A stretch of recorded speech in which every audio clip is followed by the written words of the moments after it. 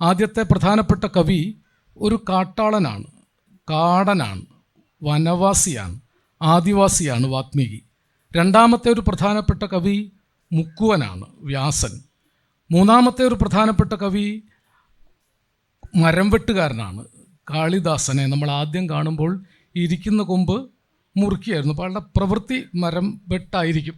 മറ്റൊരു പ്രധാനപ്പെട്ട കവി കബീർദാസ് നെയ്ത്തുകാരനായിരുന്നു. മലയാളത്തിലൊരു പ്രധാനപ്പെട്ട കവി ചക്ക് ആട്ടി എണ്ണയുണ്ടാക്കുന്ന തൊഴിലാളിയായിരുന്നു. ഇപ്പം തൊഴിലാളികളുടേതാണ് പാരമ്പര്യം, പണിയെടുത്ത് പൊറുക്കുന്ന മനുഷ്യർ. അവർ ജീവിതത്തോട് പോരാടി ഉണ്ടാക്കിയെടുത്തതാണ് നമ്മുടെ പാരമ്പര്യം. ആ പാരമ്പര്യത്തിൽ ഒരുപക്ഷെ രാമായണത്തിലേക്ക് വരുന്നതിന് മുമ്പ് ജനങ്ങൾക്കിടയിൽ ജീവിച്ച ഒരു കാട്ടുവാസിയായ രാമനും ഉണ്ടായിരുന്നിരിക്കും. കാഞ്ചനസീത പോലുള്ള സിനിമയിലൊക്കെ ഈ അരവിന്ദൻ കാണാൻ ശ്രമിച്ചത് ആ കാട്ടുവാസിയായ ഒരു രാമനെയാണ്. അപ്പം രാമൻ്റെ പ്രതിനിധാനം വാസ്തവത്തിൽ ഈ ജനസംസ്കൃതിയുടെ പ്രതിനിധാനം മാത്രമാണ്. അതിൽ നേരത്തെ വർമ്മ പറഞ്ഞതുപോലെ രണ്ട് പിടിച്ചുപറ്റലുകൾ ഉണ്ടാകുന്നു.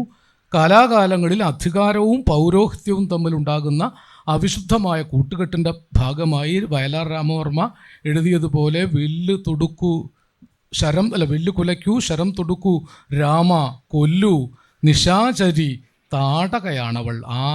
ആര്യവംശത്തലവന്മാർ അനുചരന്മാരുമായി ദക്ഷിണ ഭാരത ഭൂമിയിൽ സംഘങ്ങളായി വന്ന് സംസ്കാര സംഹിതയാകെ തിരുത്തിക്കുറിച്ച നാൾ, വാമനന്മാരായി വിരുന്നുവന്നീ ദാനഭൂമിയിൽ യജ്ഞപശുക്കളെ മേച്ച നാൾ, ദ്രാവിഡ രാജാധിരാജ കിരീടങ്ങൾ ഈ മണ്ണിലിട്ട് ചവിട്ടി ഉടച്ച നാൾ, വിശ്വമാതൃത്വത്തെ വേദമഴുവിനാൽ വെട്ടി പുരോഹിത പാദത്തിൽ വെച്ച നാൾ, ആദ്യമായി ആര്യവംശാധിപത്യത്തിനെ ആട്ടിയകറ്റിയ രാജകുമാരിയെ താടകയെ കണ്ട് കോപാരുണങ്ങളായി താടി വളർത്തും തപസ്വിതൻ കണ്ണുകൾ, വില്ലുകുലയ്ക്കൂ ശരം തൊടുക്കൂ രാമ കൊല്ലു നിശാചരി താടകയാണവൾ.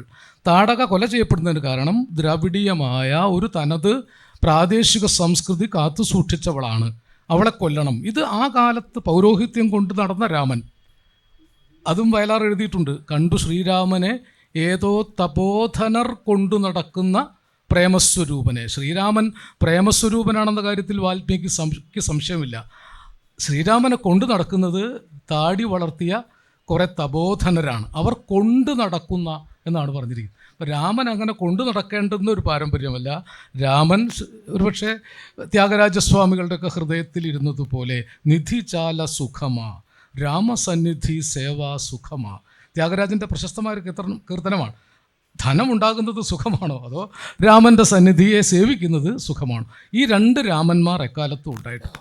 ഇപ്പം രാഷ്ട്രീയ രാമനെക്കുറിച്ചല്ല എഴുത്തുകാർ സംസാരിക്കാറുള്ളത്. എഴുത്തുകാർ സംസാരിക്കാറുള്ളത് പ്രേമസ്വരൂപനായ ഒരു രാമനെക്കുറിച്ചാണ്.